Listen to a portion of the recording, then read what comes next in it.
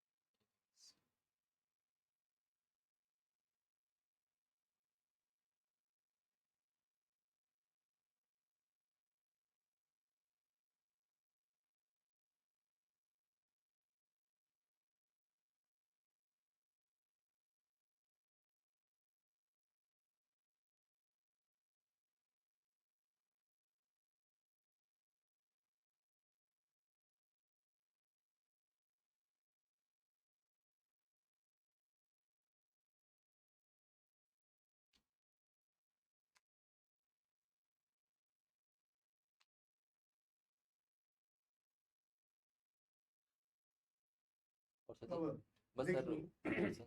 Sir का start करा दे sir, बस 1 मिनट। सर इसके बाद ना हम इसको यहाँ से सर का डिलीट करते हैं। सर पीडीएफ आया है ना सर? पीडीएफ भेजें? हाँ हाँ भेजो। यहाँ से व्हाट्सएप खोल लेते हैं सर।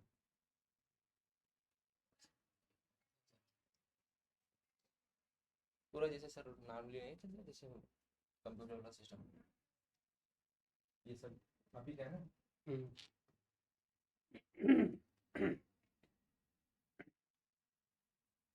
ये डाउनलोड हो गया सर। इसके बाद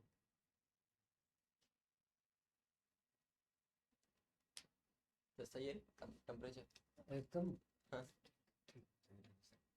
अब यहाँ से सर एक्सपोर्ट कर लेते हैं पीडीएफ। डाउनलोड किए हम सर, तो सीडी ये अभी 36 में है सर।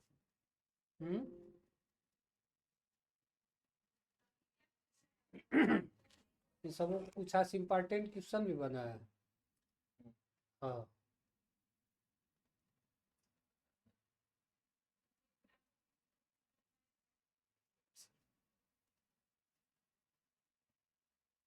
वो आपका बुक हम देख रहे थे, उसमें लगभग ज़्यादा क्वेश्चन जो आज बनाया है उसमें से ज़्यादा क्वेश्चन मिल रहा है। आज वाला सर। हम्म।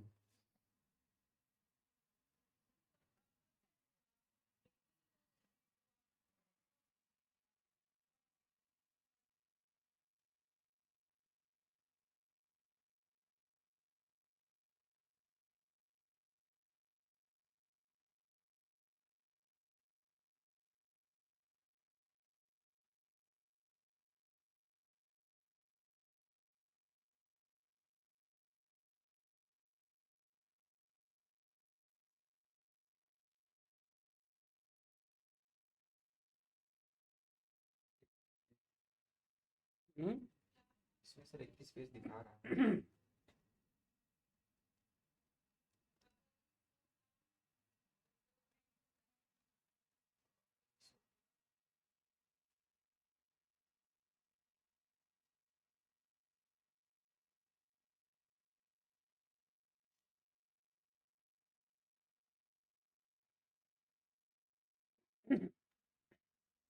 ठीक है सर, आगे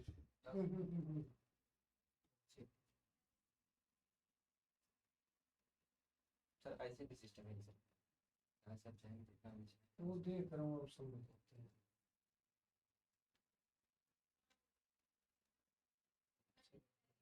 ठीक है, इसी से देख। जिसको डिलीट करना है सर ना, उसको डिलीट भी कर सकते हैं बीच में। अगर आगे मतलब इसको यहाँ पर लाना है तो भी कर सकते हैं।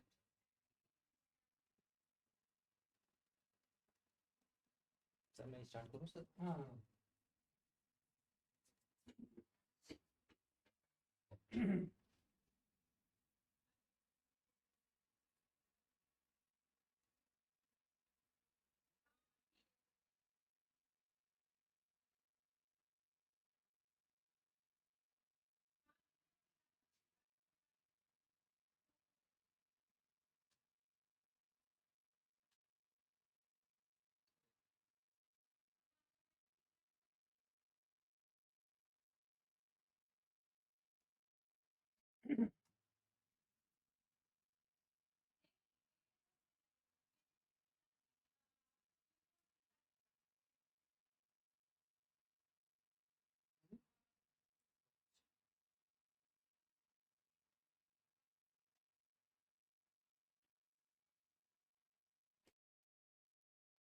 Good evening.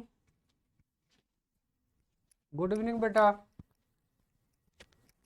चलिए, तो आज हम लोग स्टार्ट कर रहे हैं आइसोमरिज्म, यानी जो समावयवता है। ठीक है, गुड इवनिंग बेटा, गुड इवनिंग। ठीक है, समावयवता का टॉपिक, और कल जो कुछ पढ़ाया गया था और आज और इससे पहले भी कुछ इम्पॉर्टेंट क्वेश्चन जो एग्जामिनेशंस में आने वाले हैं, उस टाइप के क्वेश्चंस हम लोग सॉल्व करेंगे।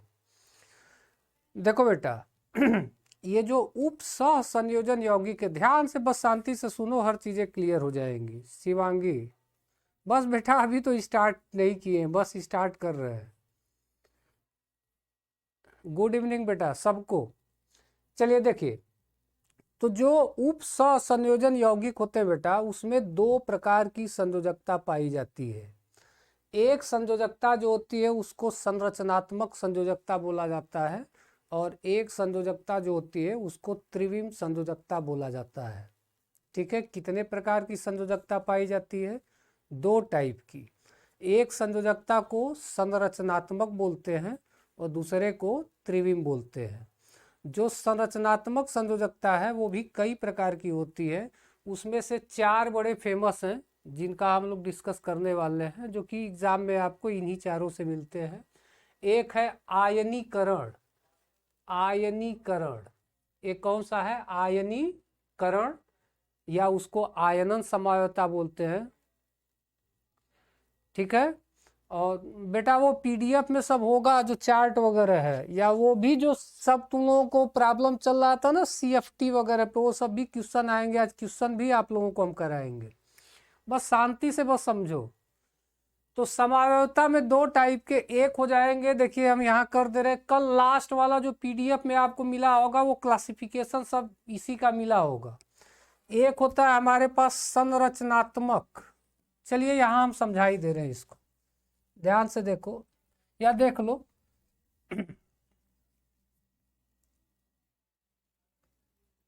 देखो बेटा, एक होगा संरचनात्मक।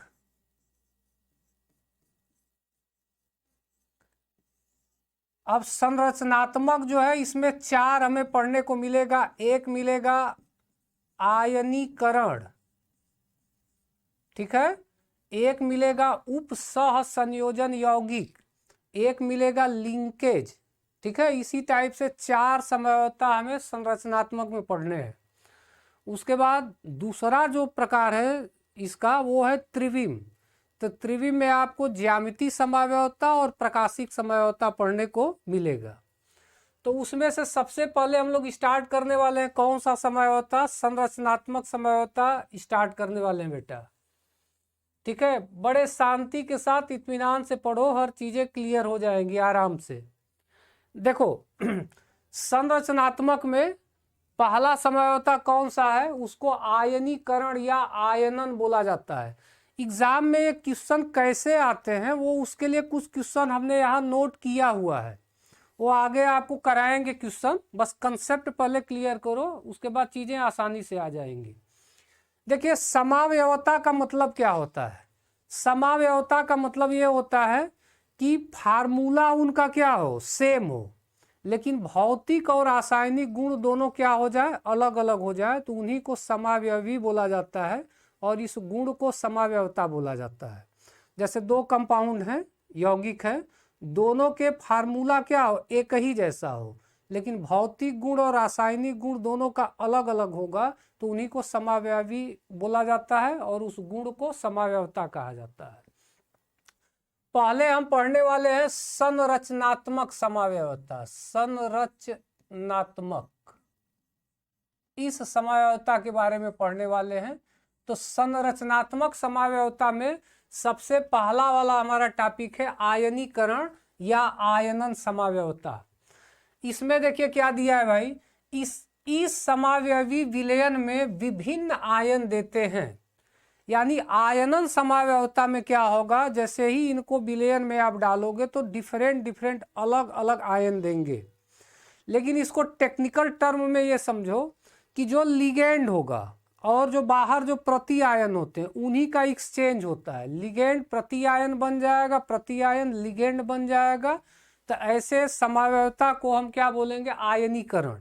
जैसे यहाँ एग्जाम्पल से देखो, हमारे पास यहाँ लिखा है CONH3 4Br2Cl। एक तो कॉम्प्लेक्स हमारा ये है, ठीक है, कौन सा है? CONH3 4Br2Cl। फोकस तुम Br2 और Cl पे करना, ठीक है। और दूसरा हम जो कॉम्प्लेक्स लिखे हैं वो है CONH3 4BrCl और यहाँ Br बाहर है। अब आप एक बात बताओ बेटा, यहां देखो प्रति आयन हमारा कौन सा है? Cl है। यहां प्रति आयन कौन सा है? Br है। अब होगा क्या, जब इसको जल में हम डालेंगे, ठीक है, अगर इसको जल में डाल दिए तो जल में डालने से क्या होगा कि ये दो भाग में बटेगा, एक ये पॉजिटिव वाला भाग और Cl नेगेटिव वाला भाग। देखो यही चीज किया गया है, पानी में डालते ही ये पॉजिटिव हो गया, Cl कैसा हो गया? नेगेटिव हो गया। इसी तरह इसको जल में डालोगे तो ये पॉजिटिव हो जाएगा, Br कैसा हो जाएगा? नेगेटिव हो जाएगा। अब देखो क्या हुआ, जब अगर इसका हम AgNO3 के साथ रिएक्शन कराते हैं सिल्वर नाइट्रेट के साथ, कभी कभी विकल्प में ये भी क्वेश्चन पूछ देता है, जब अगर सिल्वर नाइट्रेट से हम रिएक्शन कराते हैं बेटा, तो देखो होता क्या है, सिल्वर नाइट्रेट में Ag पे पॉजिटिव होगा और NO3 पे चार्ज कैसा होता है? नेगेटिव होता है। अब आप बताओ यहाँ पे ये हमारा कॉम्प्लेक्स कैसा है? कॉम्प्लेक्स यहाँ पॉजिटिव है और प्रति आयन कैसा है? नेगेटिव है। यौगिक कौन बनाते हैं? ठीक है, तो यौगिक में देखो बेटा पॉजिटिव कहाँ भगेगा? नेगेटिव के साथ भगेगा, और ये नेगेटिव कहाँ भगेगा? पॉजिटिव के साथ भगेगा। तो यहाँ से AgCl देखो क्या बन गया? AgCl का सफेद अवक्षेप बन जाता है। इसमें क्या होगा? देखो Br किसके साथ आएगा? Ag के साथ आएगा। AgBr का पीला अवक्षेप इसमें बनता है, ठीक है। चलो अब ओवरऑल इस समावयवता की अगर हम बात कर दें, अगर इस समावयवता की हम बात कर दें, ठीक है, तो एक लाइन में यहां से बस मतलब समझो कि हमारे पास इसमें Br है, Cl बाहर है। यहां हम देख रहे हैं कि Br, अब देखो BrCl है, यहां Cl नहीं है। क्या फर्क रहा? यहां प्रति आयन Cl है और यहां प्रति आयन कौन है? Br।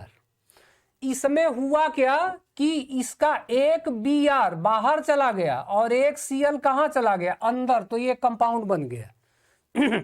ध्यान से देखो, देखो इसमें ये था, यहां आने के बाद क्या दिखा? ये Cl कहां चला गया? देखो ये Cl कहां चला गया? अंदर चला गया, और इसमें से एक Br कहां आ गया? बाहर आ गया, ठीक है। तो जब अगर प्रति आयन और लिगेंड इन्हीं का अगर एक्सचेंज हो, ठीक है, तो ऐसे आइसोमरिज्म को आयनीकरण कहा जाता है।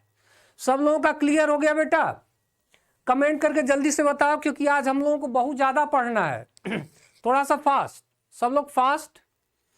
इसमें कुछ नहीं करना है, जो प्रति आयन अंदर जाएगा और एक लिगेंड कोई क्या आएगा? बाहर आएगा, इन्हीं की शिफ्टिंग होगी, ठीक है।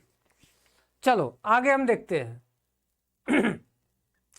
दूसरा देखो बेटा समावयवता कौन सा होता है? ये बड़ा इंपॉर्टेंट है। अभी हम लोग विकल्प में भी ऐसे क्वेश्चन हम लोगों को मिलेगा।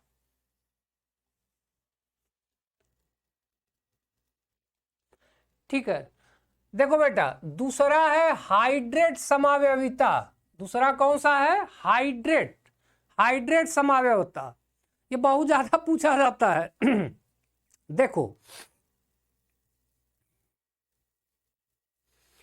देखो बेटा, जो हाइड्रेट समावयवता होता है उसमें हाइड्रेट मालूम है बेटा किसे कहा जाता है? जल को। हाइड्रेट किसे कहा जाता है? जल को, यानी H2O को, ठीक है।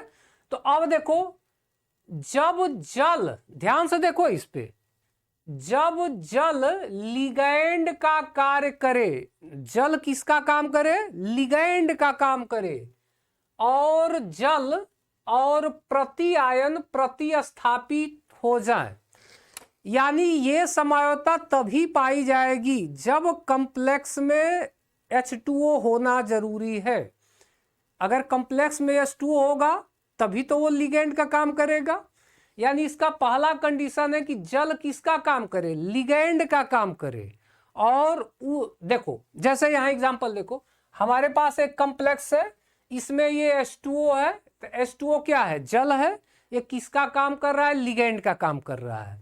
तो जल लिगेंड का काम करे, और जल और प्रति आयन, देखो ये क्या है बेटा, ये प्रति आयन है, तो जल और प्रति आयन इनका क्या हो, प्रतिस्थापन हो, प्रति आयन लिगेंड में आ जाए और जल जो लिगेंड था उसका कुछ अमाउंट कहाँ चला जाए, प्रति आयन बन जाए। तब ये तब जो आइसोमर होता है उसको हम क्या बोलते हैं, हाइड्रेट समावयवता।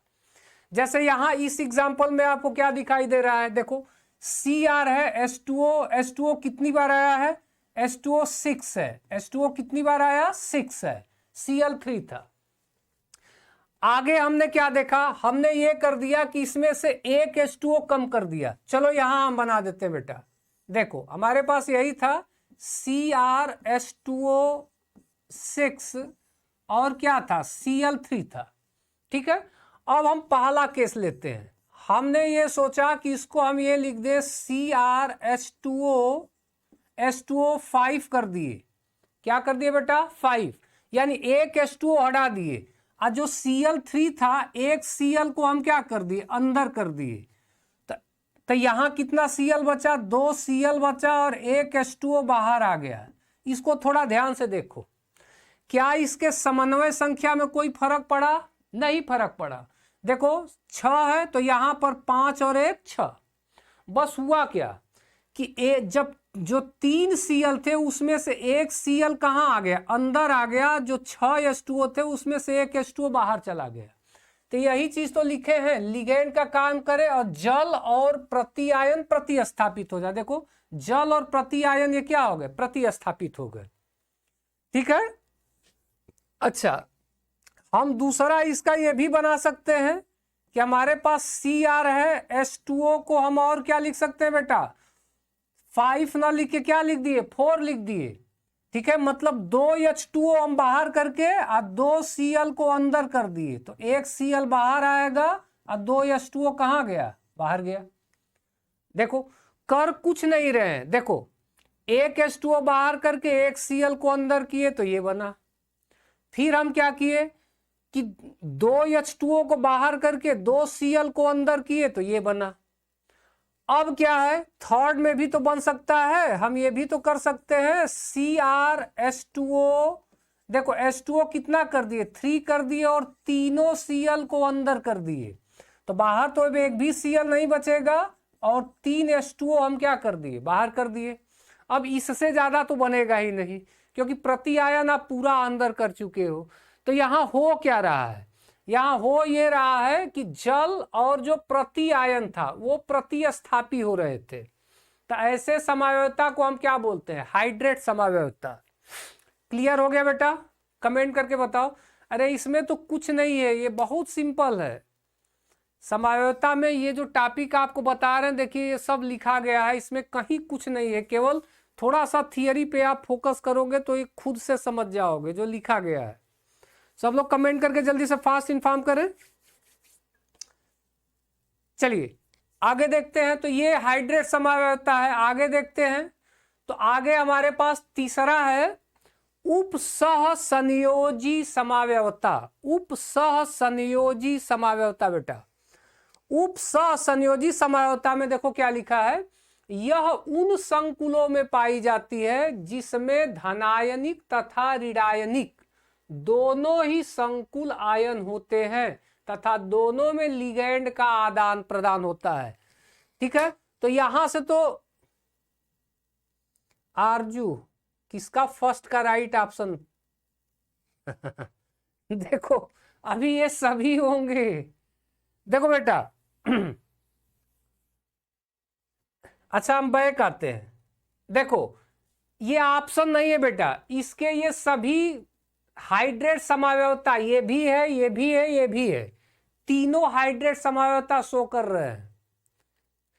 चलो आगे यहां से देखो, उपसह संयोजन में कुछ नहीं करना है। जब आपको 2 उपसह संयोजी कंपाउंड आपको कॉम्प्लेक्स मिल गया तो डायरेक्ट बोलो उपसह संयोजन है, जैसे देखो हमारे पास एक ये कॉम्प्लेक्स मिला, उपसह संयोजी कॉम्प्लेक्स है, और एक ये मिला, ये दोनों मिल रहे हैं। तो जब दो दिख गए तो ये क्या होंगे? उपसह संयोजी होंगे। अरे ये तो सबसे सिंपल है, दो उपसह संयोजी कॉम्प्लेक्स आपको दिख जा रहा है तो उसमें कौन सा आइसोमर होगा? उपसह संयोजी समावयवता। ठीक है, इसके साथ एक चीज है, देखो जैसे हमारे पास एक कॉम्प्लेक्स लिखा है CONH3 6 है, यहां है CrNO2 और क्या लिखा है 6, ये लिखा है। अब इसके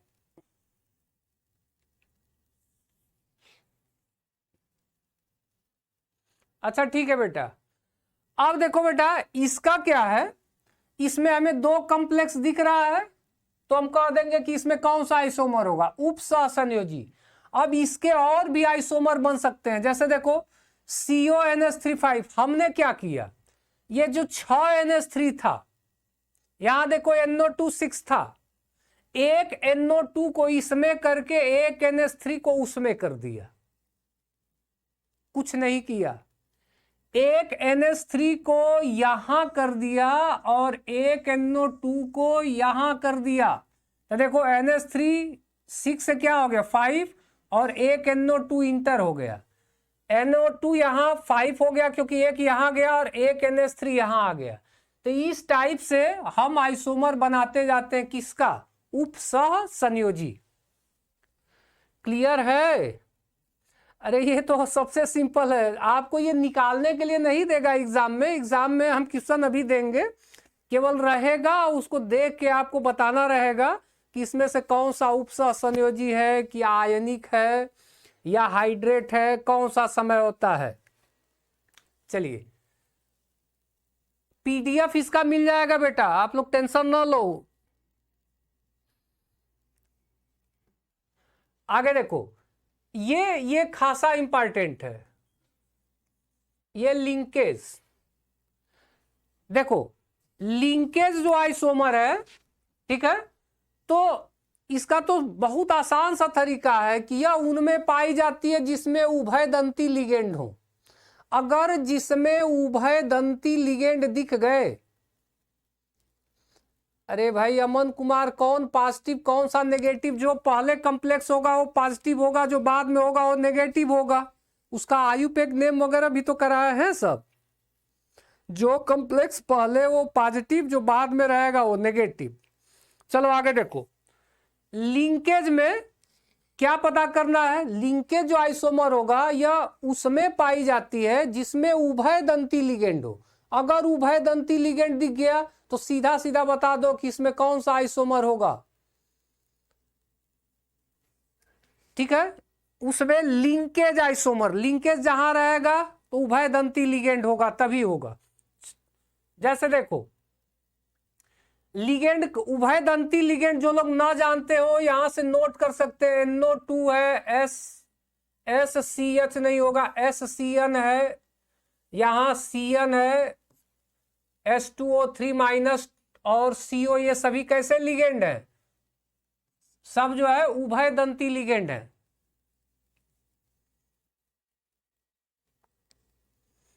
किसमें पॉजिटिव और नेगेटिव कर रहे हो? देखो यहां देखो, जो कॉम्प्लेक्स है लिखोगे, ये जो दो कॉम्प्लेक्स होंगे इसमें पहला वाला हमेशा पॉजिटिव होगा और दूसरा वाला कैसा होगा?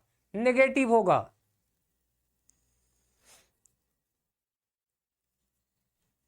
चलो आगे देखो, जैसे मान लो हमारे पास एक ऑप्शन था, वो है CrH2O4। चलो यहां हम लिख देते हैं, यहां लिख देते हैं, जैसे है CrH2O4 और यहां पे SCN होगा, SCN ये लिखा गया है, और लिखा गया है NO2 और यहां पे क्या है? Br है। कह रहा है इसमें आइसोमर, ठीक है।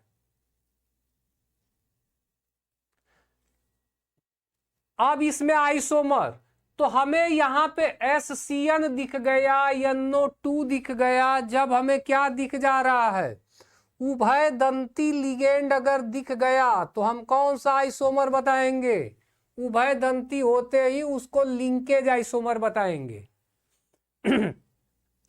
जैसे देखो, अब इसका हम बना क्या सकते हैं? देखो ये हमारे पास है, इसमें ये भी देखो, ये उभय दंती है, ये भी उभय दंती है, तो इसके बहुत सारे आइसोमर हम बना सकते हैं। एक तो ये बना सकते हैं CrH2O4, SCN है तो इसका हम ये भी लिख सकते हैं NCSNO2 लिख सकते हैं। एक तो ये आइसोमर बन गया। एक और ये भी बन जाएगा कि CrH2O4, हम यहाँ NCS ही रहने दें और यहाँ NO2 को ONO लिख सकते हैं। ये भी तो बाइडेंटेड लिगेंड है। यहाँ पे देखिए एक और CrH2O, इसको 4 ही रहने दें और इसको SCN लिख के हम यहाँ NO लिख दें, तो ये 3 आइसोमर बेटा बन सकते हैं इसके लिंकेज। ठीक है। वैभव दुबे, उप सहसंयोजी में क्या है? उप सहसंयोजी में 2 कॉम्प्लेक्स कंपाउंड अगर दिख गए, ऐसा है अगर 2 दिख गया, 2 दिख गया लिखा हुआ तो बोल दो उप सहसंयोजी है। तुम्हारे एग्जाम के लिए इतना काफी है। अगर 2 कॉम्प्लेक्स अलग अलग एक साथ दिख गए तो तुरंत बोलो वो क्या है? उप सहसंयोजी है। अभी क्वेश्चन भी कराएंगे उस पे। आगे देखो बेटा, जैसे आ ही गया, देखो देखो अब क्वेश्चन आ गया। जिसको डाउट था वो फिर ध्यान से यहां से समझे। ठीक है, ध्यान से समझो, कंसेप्ट क्लियर हो गया। जैसे यहां ऑप्शन आपको एग्जाम में इस तरह मिला, निम्न समवायित और दर्शाई गई समवायिता का नाम बताना है कि इसमें कौन सा समवायिता है। ठीक है, अब शांति से समझो, जो जिन लोगों को डाउट था, जैसे पहला वाला आ गया, ठीक है, कहा कि बताओ इसमें ये कौन सा समवायिता है, पूछ दिया, तो हम कैसे पता करेंगे? हमें देखो दिया है CrNH3 और CrCN6, 2 कॉम्प्लेक्स दिया, तथा CrNH3 CN2, CrNH3 CN4। बताओ बेटा, आपको अभी हम क्या समझा रहे थे? एक कॉम्प्लेक्स हमारा ये हो गया, एक कॉम्प्लेक्स ये हो गया, ये दोनों हो गए कॉम्प्लेक्स। ठीक है, तथा यहां पर भी देखो एक कॉम्प्लेक्स ये हो गया और दूसरा कॉम्प्लेक्स ये हो गया। आप बताओ, एक संकुल ये, एक संकुल ये है, 2 संकुल हो गए, ये भी 2 संकुल है, तो इसमें कौन सा समवायिता होगा? जल्दी से बताओ। उप सह संयोजन, यही तो कभी का समझा रहे थे। ठीक है, उप सह संयोजन यानी 2 कॉम्प्लेक्स बस देख लो। देखो एक कॉम्प्लेक्स तुम्हारा ये रहा, एक कॉम्प्लेक्स ये रहा, 2 ये हो गए, 2 ये हो गए, एक ये है, ठीक है, और देखो एक ये है, तो ये और ये दोनों आपस में क्या है? उप सह संयोजन है। चलो दूसरा वाला देखते हैं। ये दिया है COPY, PY पिरिडीन है, 2H2O2 Cl तथा PY2H2O Cl3H2O, इसमें कौन सा समवायिता है? ठीक है, तो देखो पीछे आपको समझा रहे थे ना कि अगर संकुल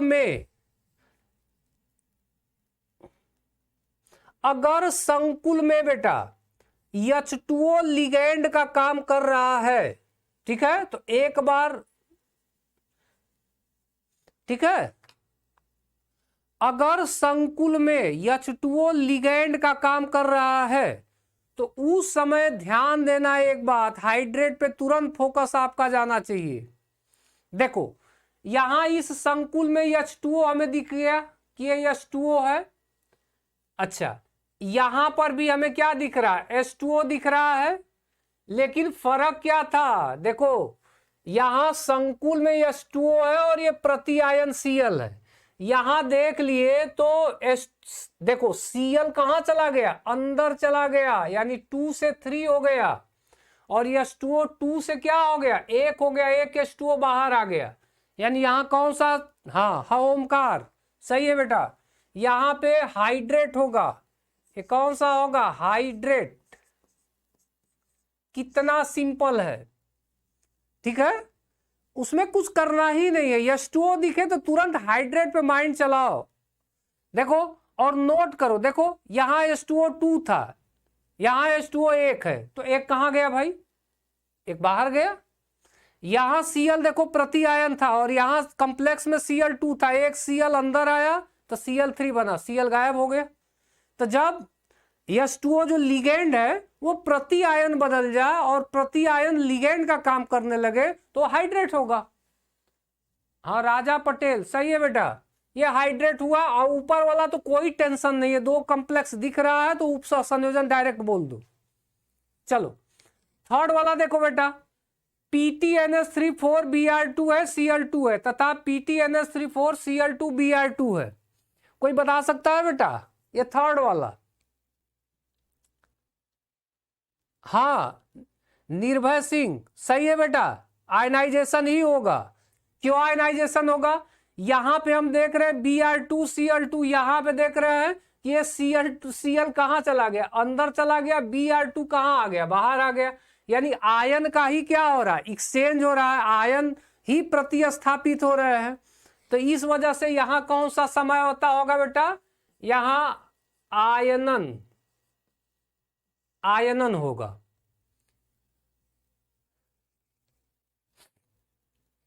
निर्भय फोर्थ में लिंकेज सही है बेटा, फोर्थ में लिंकेज ही होगा। हाँ लिंकेज इसलिए होगा क्योंकि हमें यहां NO2 दिख रहा है, ठीक है, और देखो ONO है ना, तो यहां पे जो आइसोमर होगा वो कौन सा होगा, लिंकेज, यानी ये आइसोमर लिंकेज है। चलो आगे हम देखते हैं। अरे बेटा अब आगे जो क्वेश्चन करोगे ना तो क्वेश्चन से भी बहुत सारे कंसेप्ट क्लियर होंगे। अब देखो एग्जाम में कैसे कैसे आपको क्वेश्चन मिलते हैं, अब एक तरफ से देखते जाओ।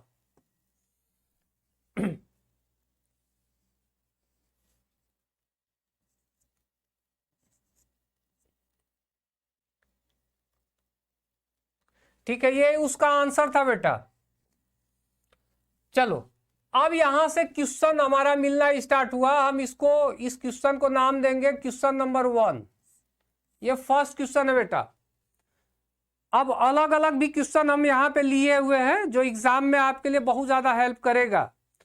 एक क्वेश्चन यहां से है, अष्टफलकी यानी COCl6, ये कैसे पता करोगे कि अष्टफलकी है। अष्टफलकी का कोऑर्डिनेशन नंबर अगर 6 आ गया बेटा, कोऑर्डिनेशन नंबर यानी समन्वय संख्या 6 आ गया तो वो अष्टफलकी होगा। देखो यहाँ 6 है, संकुल के लिए CFSE का वैल्यू देखो इतना दे दिया है, तब COCl4 चतुष्फलकी संकुल के लिए इसका मान क्या होगा। बहुत बढ़िया सा क्वेश्चन है बेटा। देखो अष्टफलकी के लिए CFSE का मान 18,000 पर सेमी दिया है, तो कह दिया कि COCl4 जो कि चतुष्फलकी है इसके लिए इसका मान क्या होगा। तो देखो इसके लिए लगा लो इसको, इस क्वेश्चन को कैसे हम सॉल्व करेंगे। इस क्वेश्चन को सॉल्व इस तरह करेंगे कि इनके बीच जो रिलेशन होता है बेटा, तो रिलेशन ये होता है कि डेल्टा टी का मतलब होता है बेटा टेट्राहेड्रल यानी चतुष्फलकी, टी का मतलब टेट्राहेड्रल। अष्टफलकी के लिए हम डेल्टा 0 लगाते हैं बेटा। चलो तो यहां से देखते हैं, delta T is equal to होता है 4/9 डेल्टा 0। ये फार्मूला याद कर लेना बेटा। वैसे कल आप लोगों को जो ये CPSC पढ़ा है तो उसमें PDF में ये होगा फार्मूला, शायद आपको हो सके कि ये दिख ना रहा हो, हम फिर से लिख दे रहे हैं इसको। देखो इसको देखो, सीधे रोड जाता है उसके अंदर। अच्छा वो राहुल भैया सर वो कहाँ पे है सर?